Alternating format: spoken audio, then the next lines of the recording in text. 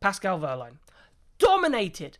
Fair to say, dominated Saturday, did incredibly well Sunday, but picked up 2 penalties, one on Saturday, one on Sunday. The Saturday one being the biggest of them all, because obviously he crossed the line in first on Saturday. He didn't win on Sunday, but won the race technically on Sunday, but was disqualified pretty much instantaneously once he crossed the line due to a technical infraction because the tyre allocation wasn't done effectively, a misclick or a double click. Something went wrong, and we'll get into that in a second, but for me, Pico, I think the first thing I want to discuss is this happens quite a lot in Formula E, really.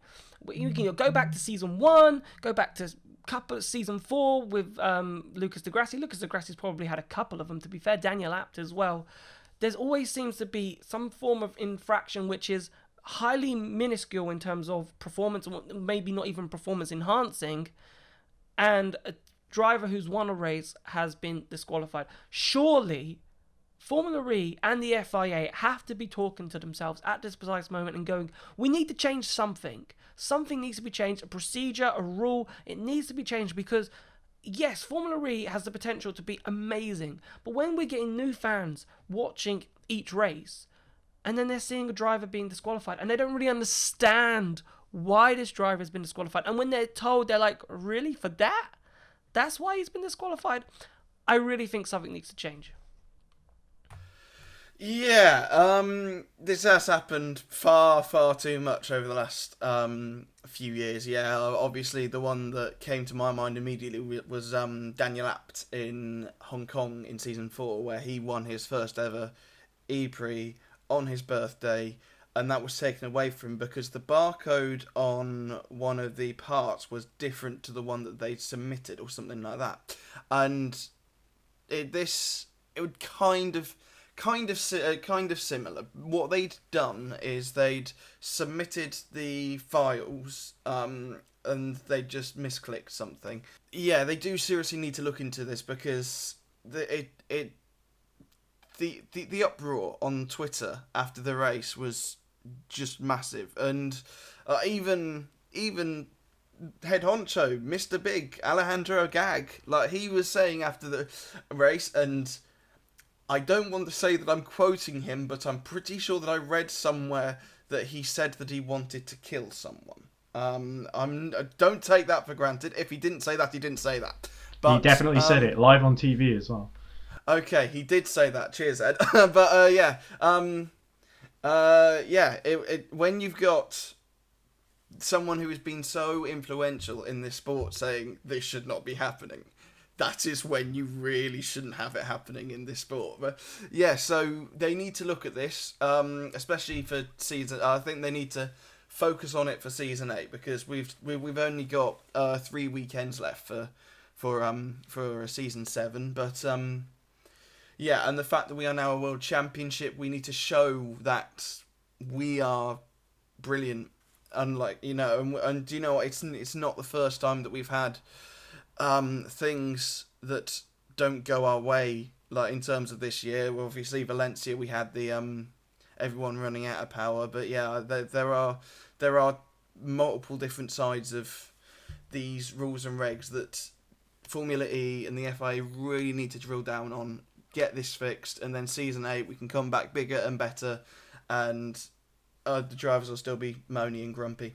Yeah, and I think coming on to that, what Alejandro Agag said there, and you're right, the outpour on Twitter, it was so negative for Formula E. Like, Formula E are trying so hard to persuade new fans, to bring in new people, and then you get things like this that's still happening, which has been happening from season 1, because I remember the technical infraction Lucas Di Grassi got with, they had a damaged front wing, they tried to fix it so it would hold shape and be secure and wouldn't fail, but because of the way the mechanics had fixed it, Di Grassi was disqualified from that race and handed one of those wins to 2 post-race wins that Jerome D'Ambrosio got courtesy of Lucas Di Grassi.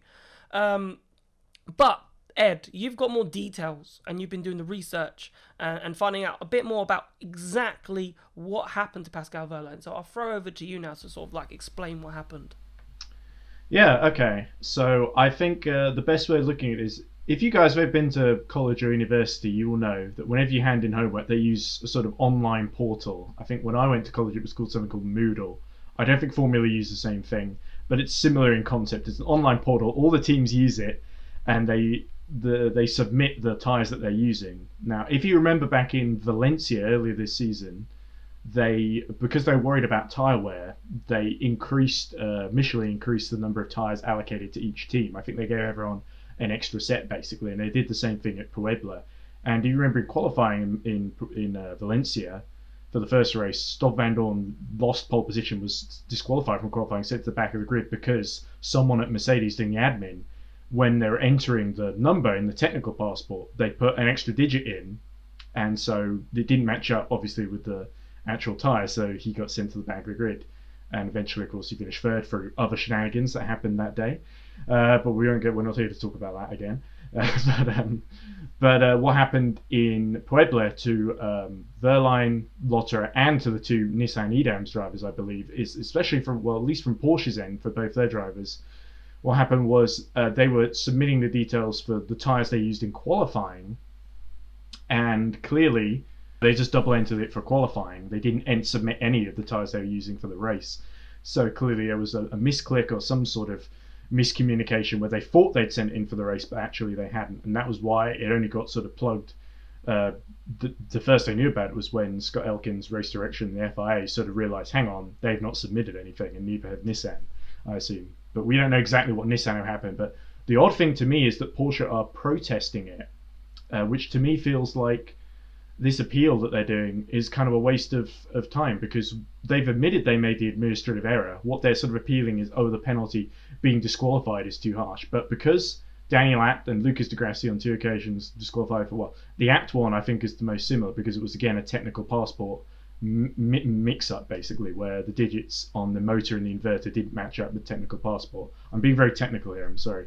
But to me, because they disqualified Daniel Abt in Hong Kong, the sort of thing, you meant to do this thing, but you didn't do it, so we'll let you off, feels like, Audi meant to put the right number on their thing too, and they got disqualified. Van Dorn, whoever's sticking in there, meant to put the right number on there too. So I feel like they've boxed themselves in a corner, because if the punishment for getting the number on the passport wrong is disqualification, then that's got to be universal, right? They can't just make an exception for Pascal just because everyone likes Pascal. And I like him too. He's a very charismatic, popular driver who we always love to see him do well, and he did extremely well across the whole weekend at Mexico, and he's trying to see the positives of that. But obviously it's not the same when you don't get the points coming your way. But anyway, that's I didn't do a great job explaining that. That's the simplest way I can put it, really. You did fine. But it was interesting because I remember speaking to some team PR people when these penalties for Daniel Abt happened and so forth, and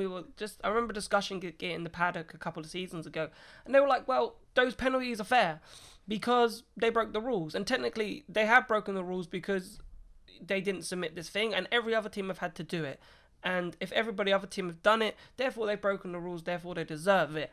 And I remember discussing it at that time. I was like, but as a product, we don't want, to see people being disqualified or see race winners being disqualified for something trivial. So that's why I'm surprised that we've got to this stage where Formula E is now a world championship, and we haven't actually, decided or come to an agreement of how we can prevent these things from happening. Because you have to also remember that it's a one-day event, so much is going on. It's not like Formula 1. That's why people say, why does this not happen in Formula 1? You don't see Lewis Hamilton getting disqualified, after a race, or Max Verstappen, or, Lando Norris getting P3 and then he's disqualified because they've made an error. It's because there's more time to make sure that it's all done and submitted properly, whereas in one day there's a rush, and, things are done early nights, late nights, and mistakes can happen.